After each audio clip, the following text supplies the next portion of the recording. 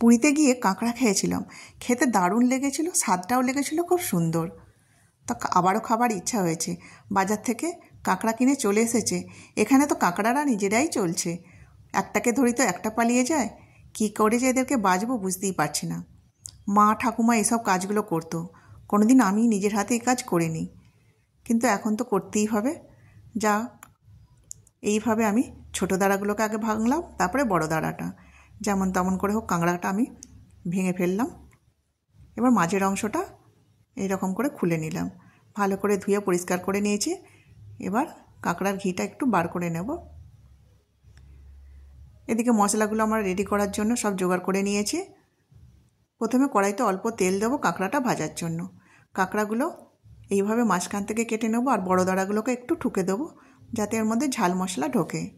মা রান্না করতে দেখেছি, খেয়েওছি, কিন্তু কোনো দিন জানিই না যে কীভাবে এটা রান্না করা হয়। এখন সব কিছু শিখে গেছি। কাঁকড়াগুলো ভাজা হয়ে গেছে। কড়াইতে আরেকটু সর্ষের তেল দিলাম, দিয়ে একটা শুকনো লঙ্কা দিয়েছি, দুটো পেঁয়াজ দিয়েছি। পেঁয়াজগুলো ভাজা হয়ে গেলে এবার দিয়ে দেবো একটু লবণ, আদা রসুন কাঁচা লঙ্কা শুকনো লঙ্কার পেস্টটা দিলাম, দিয়ে ভালো করে কষিয়ে একটা পেঁয়াজ কুচি গাছ পেঁয়াজ দিয়েছি, আর একটা টমেটো পেস্ট করে দিলাম। সব কিছু ভালো করে ভাজা হয়ে গেছে। এইবার দেবো কাঁকড়ার সেই ঘিটা, পরিমাণ মতো হলুদ, কাশ্মীরি লঙ্কা, জিরে আর ধনেটা দিয়েছি, দিয়ে এবার ভেজে রাখা কাঁকড়াগুলো এবার দিয়ে দিলাম।